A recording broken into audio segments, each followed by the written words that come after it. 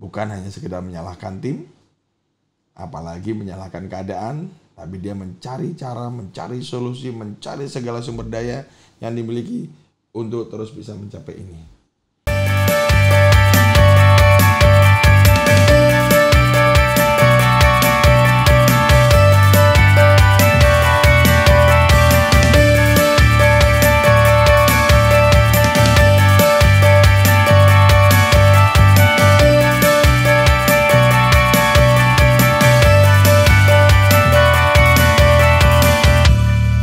Selamat pagi. Nah, pagi ini saya ingin menyapa para manajer, para GM, direktur atau para pimpinan manapun di seluruh Indonesia yang nonton YouTube saya. Selamat pagi, Bapak Ibu semuanya.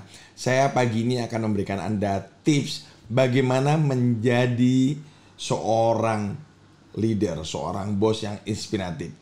Jadi saya bawanya adalah bagaimana 5 tips menjadi seorang bos atau seorang leader yang inspiratif atau seorang pimpinan yang inspiratif. Saya tidak lagi compare apa bedanya leader dengan bos.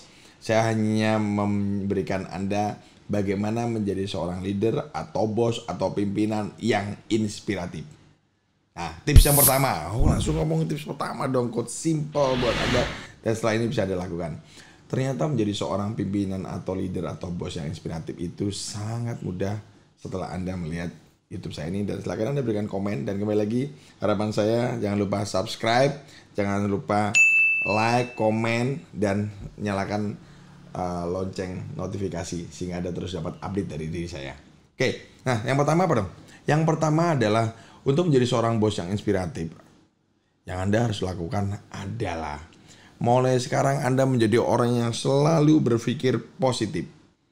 Anda menjadi orang yang membawa tim Anda fokus terhadap apa yang mereka kerjakan dan hal positif apa dari setiap masalah yang dialami atau sedang terjadi di tim Anda.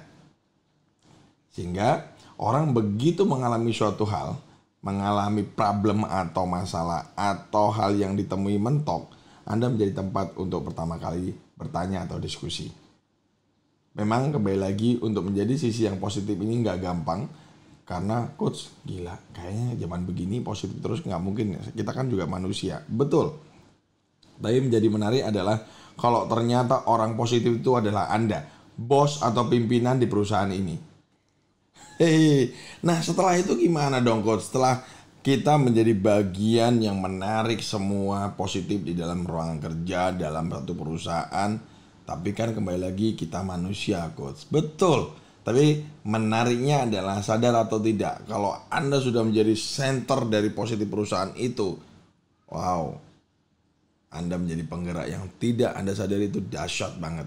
Karena kembali lagi, orang dalam proses bekerja, Anda pun dalam proses Anda bekerja, bangun tidur sampai Anda pulang, ada aja hal-hal yang Anda alami. Ada aja kerikil-kerikil. Pertanyaannya menjadi menarik, target perusahaannya kan besar. Fokus perusahaannya tinggi. Nah siapa dong yang ngingetin mereka kalau nggak Anda? Tujuan kenapa tips pertama ini saya berikan kepada Anda yaitu menjadi bos yang selalu berpikir positif, mengarahkan tim fokus terhadap hal positif. Karena kalau dalam target yang besar, tujuan yang besar, tidak ada orang seperti Anda, perusahaan juga akhirnya yang terjadi begitu terjun bebas, mereka juga bilang, iya juga sih emang lagi susah. Apalagi dengan kondisi pandemik ini. Kalau Anda tipe bos yang terus mencari sisi dari sisi negatif, terus dari sisi kekurangan, dari sisi problem, Anda sadar apa enggak? Anda juga capek, tim Anda juga capek. Saya ingat waktu saya di dunia asuransi, beberapa trainer, beberapa mentor, beberapa orang yang hebat-hebat menyampaikan cuma sederhana. Ingat, dalam menjual asuransi tidak perlu compare produk Anda dengan produk yang lain. Karena kalau Anda makin terus memberikan compare, Anda sibuk compare, Anda tidak pernah prospek. Boleh Anda punya pembanding, tapi pembanding itu untuk Anda hargai saja. Untuk Anda mengerti, tidak perlu Anda ulik boleh hanya sekedar pengetahuan buat diri Anda. Tapi poin penting dalam pekerjaan di asuransi waktu saya dulu adalah prospek, ketemu dengan calon klien. Nah disitulah sisi positif seorang leader dibutuhkan. Kembali lagi Anda seorang leader yang punya tim yang luar biasa. Anda nggak bisa dong. Apalagi coach ternyata ada hembasan masalah. Anda langsung, nggak apa-apa Anda ambil waktu 1 menit, 2 menit, atau sekian menit untuk merenung sedikit apa dari sisi positif dari masalah ini. apa hal lain dari masalah ini. Pasti ada sesuatu yang positif dari setiap apapun yang Anda alami, termasuk kondisi pandemi. Saya melihat banyak orang kreatif, banyak orang-orang yang terus berjuang dengan kondisi pandemi ini. Dalam hal yang peluangnya kecil pun, saya lihat adalah orang-orang yang terus melihat dari sisi positif. Bayangkan pandemi ini diisi oleh para leader, para bos, para pimpinan yang negatif atau yang terus berpikirnya dari sisi yang negatif. Apa yang terjadi? Peluang makin kecil lah, makan nggak ada. Akhirnya beberapa perusahaan mau nggak mau ya karena memang kondisi juga akhirnya mereka tutup. Tapi kalau misalnya Anda masih bisa lihat dan kemampuan juga masih ada, cari. Harapan saya setelah ini, setelah Anda menjadi orang yang Anda pun akan cari data untuk positifnya apa. Saya sampai detik ini, apapun yang saya alami, saya ambil sisi positifnya. Termasuk apapun yang membuat kadang-kadang saya juga sedih. Tapi saya lihat apa maksud di balik ini. Kembali lagi, kalau dari sisi pribadi saya sudah nggak bisa, saya akan kembalikan dari sisi kepercayaan yang saya percaya, dari sisi agama yang saya yakini. Maka membuat saya jauh lebih tenang. Kembali lagi, hidup kontrol ada di saya, ada di diri Anda. Anda leader, Anda juga manusia, kontrol ada di dalam diri Anda. Tujuan positif ini membuat Anda juga makin disayang, makin dicintai. Bahkan orang akan menganggapnya gila, bos baik banget, bos. Kembali lagi, bos akan dipuji, akan disegani karena sisi pandang Anda yang luar biasa. Tips kedua menjadi seorang bos yang inspiratif ternyata adalah bos harus mempunyai sifat atau pemikiran yang fleksibel. Artinya apa dong coach? Tidak kaku. Anda punya banyak cara. Kembali lagi, target ada di sini, goal ada di sini, angka ada di sini, cara bisa Anda pakai dengan banyak hal. Saya dulu di dunia asuransi, dari pengalaman saya 9 tahun, ternyata banyak leader di daerah tertentu drop penjualannya, ternyata di daerah lain sangat tinggi, bahkan wow banget. Setelah saya pelajari dari sekian banyak masalah yang muncul, cara strategi, ternyata leadernya top banget, bosnya keren banget, terus berevolusi, terus berevolusi, terus mencari cara, bahkan mengundang pembicara ini, pembicara itu, motivator ini, trainer ini, bahkan mencari mentor ini, mentor itu, dan itu keren banget. Beda dengan beberapa cabang atau area atau kota yang terus merenung kenapa kita gagal, kenapa nggak. Ada orang yang kadang-kadang berpikir dengan cara yang buat saya di luar normal. Ya saya nganggapnya waktu itu di luar normal dan mungkin negatif. Nggak tahu kenapa dia akan berkutat di situ terus sampai akhirnya timnya juga rontok sendiri. Jadi tips yang kedua ini, jadilah bos atau leader atau pimpinan yang fleksibel, yang bisa mengikuti perkembangan. Bahkan pandemik ini Anda sangat rileks karena Anda tahu harus ngapain lagi. Anda tidak perlu kaku lagi terhadap sebuah keputusan. Kembali lagi, orang-orang hebat, leader-leader yang hebat, dia bisa mengikuti kondisi arus yang muncul. Pasar seperti apa? Dengan Anda tidak kaku, maka Anda jadi orang yang sangat mudah untuk mencari solusi atau cara dari apapun yang sedang dialami oleh tim atau perusahaan alami. Efeknya, diri Anda akan jauh lebih tahu, visi dan misi perusahaan, goal perusahaan, target perusahaan ada di sini. Kita mungkin tidak bisa lurus dengan mulus. Berarti kita cari cara supaya kita tetap tujuan ini. Ingat, Desember belum selesai, waktu masih ada. Leader yang tadi yang pertama positif, yang kedua fleksibel ini akan cari cara bagaimana tetap capai di angka goal ini. Bukan hanya sekedar menyalahkan tim, apalagi menyalahkan keadaan, tapi dia mencari cara, mencari solusi, mencari segala sumber daya yang dimiliki untuk terus bisa mencapai ini. Mungkin harus mengurangi beban, apapun itu dilakukan. Yang pasti menjadi bos yang sangat inspiratif, cara dia sangat mudah untuk Anda juga ikuti, karena dengan proses fleksibel itu juga beliau sering lakukan untuk sharing dan cari cara untuk diskusi bersama Anda. Tips yang ketiga menjadi seorang bos yang inspiratif ternyata adalah bos yang komunikasinya wow banget, jempol banget. Yaitu apa? Komunikasi terbuka. Beliau sangat welcome terhadap semua kritik. Beliau sangat welcome terhadap semua masukan.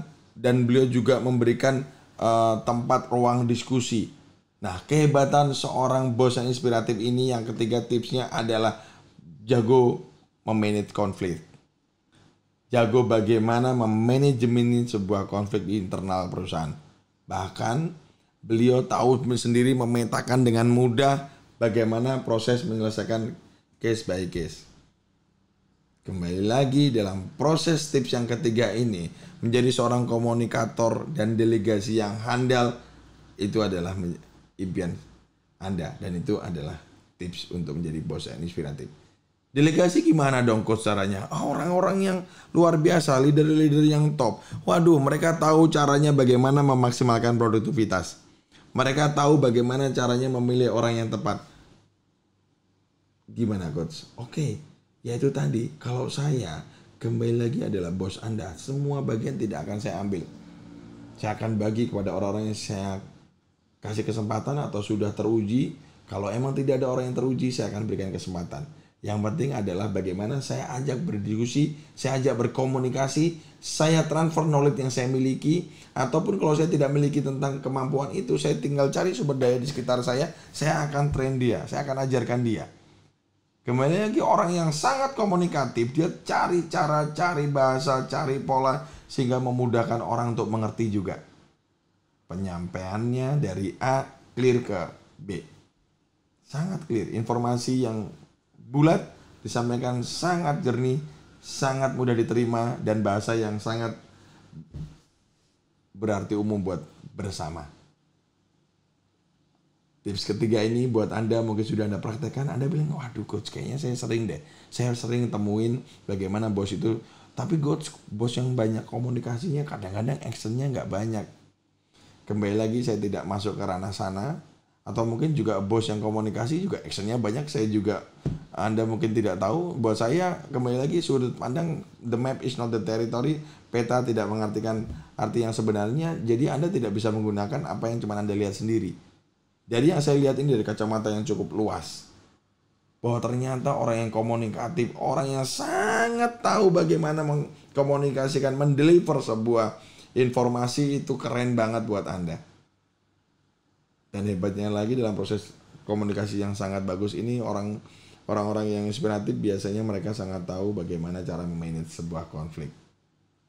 Dan tahu memilih orang yang tepat untuk menjadi delegasi dia. Cara delegasi bagaimana coach? Oke, selama ini kalau saya melakukan delegasi, biasanya adalah saya akan list dulu tugas-tugas yang sebaiknya mau saya berikan kepada siapa dan siapa. Saya cek kemampuan mereka. Nah, kemampuan kita lihat dan kita list. Nah, toleransi kemampuan berapa yang akan saya berikan tanggung jawab itu. Nah, Anda contohnya, kalau saya misalnya dalam dunia bisnis, misalnya orang yang harus bernego supaya closing, saya akan cek berapa banyak tingkat kesuksesan closing dia. Closing rate-nya berapa banyak. Oke, dalam 1 bulan 4. Oh, ternyata saya pembandingnya cuma ada 1 bulan 2. Terus tapi 1 bulan 2 ini kapasitasnya dari sisi kemampuannya sepertinya dia yang tepat. Saya akan minta yang 4 dan 2 untuk ketemu dengan saya. Saya akan challenge mereka lagi. Kembali lagi, Anda adalah leader, Anda adalah bosnya, adalah pimpinannya. Anda punya waktu, punya cara, dan punya segala sumber daya yang bisa Anda pakai. Yang penting Anda mulai biasakan diri untuk turun ke tim Anda. Ingat, bukan diam diri dalam ruangan. Ayo, yang biasa menjadi bos atau leader yang diam diri dalam ruangan, Anda tidak akan pernah tahu apa yang terjadi dengan di luar ruangan. Tips yang keempat, bagaimana menjadi seorang bos yang inspiratif. Ternyata menjadi orang yang bos yang inspiratif yang keempat ini adalah Anda tipe bos yang bisa mengambil keputusan. Anda berani ambil risiko, bahkan Anda berani mengambil tanggung jawab apabila risiko yang sudah Anda putuskan itu salah atau gagal. Artinya apa? Anda adalah bos dalam proses mengambil keputusan, Anda adalah paling depan. Karena Anda tahu Anda harus mengambil langkah apa. Dan semua tim yang menjalankan keputusan Anda, apabila ada kesalahan, itu tanggung jawab Anda. Dan Anda siap dengan risiko itu. Wah, keren banget. Anda akan menjadi seorang leader atau bos yang sangat dikagumi. Bahkan sangat memberikan inspirasi banyak orang. Kenapa? Karena tidak semua bos di luar sana berani ambil risiko, berani ambil langkah, berani ambil tanggung jawab. Kecenderungannya akan cari cara untuk melempar itu. Tapi saya yakin Anda adalah orang yang tepat menjadi bos, makanya Anda sangat berani mengambil tanggung jawab. Dan bagaimana proses tanggung jawab ini akan Anda pegang teguh, karena Anda satu di dalam tips yang keempat ini. Anda adalah orang yang tahu siapa yang harusnya Anda bagi tugasnya. Anda tahu Anda orang yang sangat luar biasa dalam membagikan sistem kerja. Bahkan Anda tahu, Anda mengenal betul visi dan misi perusahaan. Anda adalah orang yang sangat hebat dalam memetakan pekerjaan orang. Sehingga pekerjaan Anda mulai dari kompetensi orang, dari suasana kerja di kantor Anda, termasuk tanggung jawab Anda sudah tahu. Sehingga pada saat Anda mengambil keputusan sangat mudah buat Anda. Karena Anda akan tahu kemampuan tim Anda. Sehingga pada saat di tahun berikutnya atau tahun ke depan, target atau apapun angka ataupun goal perusahaan naik, Anda cukup mudah melihat, oke, saya harus nambah siapa, saya harus mengurangi bagian yang mana, dan harus bekerja seperti apa. Tips terakhir, tips kelima buat Anda menjadi seorang bos atau leader yang inspiratif, yaitu Anda tipe orang yang seimbang antara kehidupan pribadi Anda dan kehidupan pekerjaan Anda. Aduh, luar biasa. Anda orang yang tahu kapan Anda bersama keluarga atau orang yang Anda cintai, dan Anda kapan fokus terhadap pekerjaan Anda. Karena ternyata saya pada saat menjadi bos juga atau leader, kadang-kadang kalau kasih kan sibuk dengan pekerjaan. Urusan rumah tangga, urusan anak, urusan istri, urusan keluarga, kadang-kadang kelupaan. Makanya kenapa saya masukkan ini dalam tips kelima, keseimbangan antara diri Anda dan pekerjaan itu. Kalau Anda keren banget bagi waktunya, wow banget. Terus gimana sih coach caranya? Sederhana. Anda siapkan waktu setiap hari mau berapa menit bersama orang yang Anda cintai. Contohnya sibuk banget Anda, makan pagi bareng deh. Atau nggak bisa banget makan malam bersama deh. Atau ternyata nggak bisa banget, oke, setiap Sabtu semua harus diam di rumah dan makan bareng. Intinya adalah Anda punya waktu walaupun sedikit tapi berkualitas buat diri Anda dan keluarga. Ingat, Anda mengejar pekerjaan, Anda mencapai goal Anda hebat dalam pekerjaan Anda untuk siapa? Bukan untuk orang yang Anda cintai, bukan. Apa untuk diri Anda sendiri? Ingat, kalau semua kejar untuk diri Anda sendiri, tidak untuk orang-orang yang Anda cintai, Anda akan mudah stres. Makanya, untuk menjadi seorang yang inspiratif, bos yang inspiratif, tips kelima ini, ayo. Buat Anda yang masih belum ketemu coach, caranya gimana sih coach sehingga saya bisa tetap tujuan perusahaan dapat, tujuan rumah tangga. Gampang, mulai sekarang punyakan, waktukan, dan bagikan diri Anda dengan sesuatu yang bicaranya adalah komitmen dan konsisten. Yaitu mau setiap hari, mau 3 hari sekali, mau akhirnya terburuk seminggu sekali, hanya setiap Sabtu makan bersama. Di saat Anda libur, waktu untuk di rumah. Ada beberapa orang secara ekstrim meng-on-off-kan handphonenya, choice, itu pilihan. Tapi kalau saya, andai kata Anda adalah sales atau Anda adalah leader sales, bos sales, sebaiknya jangan. Paling enggak Anda kasih tahu ke tim Anda, kalau urgent betul silakan telepon saya. Dan ingat, di saat Anda di kantor sibuk, di rumah Anda juga sebaiknya kurangi kesibukan itu. Percuma badan Anda ada di rumah, handphone semua masih pikiran kantor. Anda dilihat oleh anak Anda disentuh pun Anda akan bilang, papa sibuk, mami sibuk, ibu sibuk, bapak sibuk. Terus untuk apa Anda punya keluarga? Untuk apa Anda bersama dengan orang yang cintai? Akhirnya mereka juga merasa kehadiran Anda tidak ada artinya.